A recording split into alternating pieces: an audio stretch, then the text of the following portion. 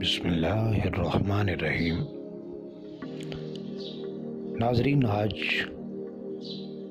کا ہمارا ٹاپک ہے فلسطین کی موجودہ صورتحال کی اصل وجہ۔ جی ہاں، ہم مسئلہ کشمیر ہو، افغانستان کا مسئلہ ہو، کوئی بھی پرابلم ہو، ہم اس کو ایک جذباتی انداز سے دیکھتے ہیں، تاریخی پس منظر میں نہیں دیکھتے۔ ہم اس واقعہ کی جزیات کو نہیں جانتے۔ ہمارا رد عمل ایک ہمدردی کا، محبت کا، ایک روایتی قسم کا ہوتا ہے۔ ہماری اپروچ ریئلسٹک اپروچ نہیں ہوتی ہے۔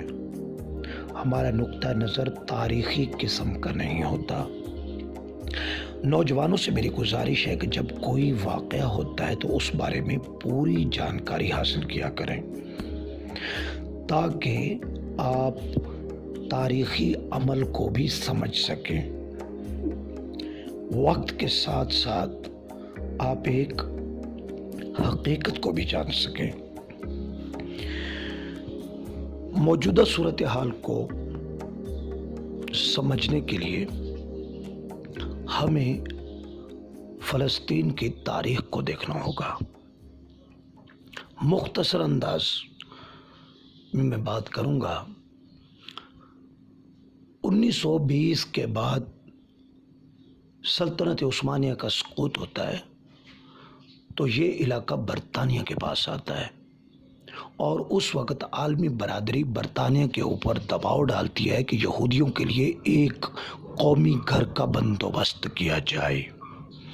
یہودی اس وقت دنیا میں مارے پھر رہے تھے۔ جرمنی میں ان کا برا حال ہوا تھا، تو شاید ان کی دلجوئی کے لیے یا ان کی اپروچ ایسی تھی کہ یہ اپنا مدعا پورا کرانے میں کامیاب ہو گئے۔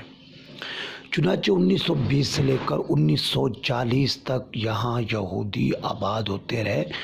فلسطین میں یہودی پہلے بھی تھے، مسلم بھی تھے، لیکن مسلم وہاں اکثریت میں تھے اور یہودی اقلیت میں۔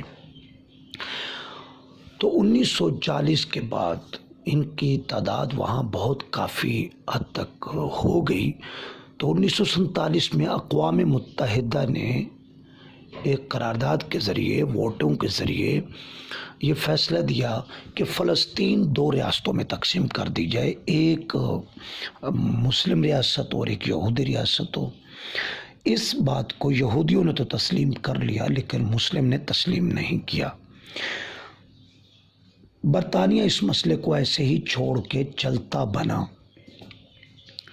1 سال کے بعد ہی اسرائیل نے، یہودیوں نے خود ہی اسرائیلی ریاست کے قیام کا اعلان کر دیا، جس پر وہاں موجود فلسطینی اور آس پاس کے مسلم ممالک نے حصہ لیا۔ ایک جنگ ہوئی، لیکن یہ 1 سال تک کچھ جنگ ہوئی، اس سے لاکھوں فلسطینی بے گھر ہوئے، اپنا شہر، اپنا ملک چھوڑا۔ جنگ بندی کے بعد نقشہ کیا بنا؟ غرب اردن کے پاس تھا، مشرقی حصہ یروشلم کا یعنی بیت المقدس کا بھی اردن کے پاس تھا، اور مغربی حصہ اسرائیل کے پاس تھا۔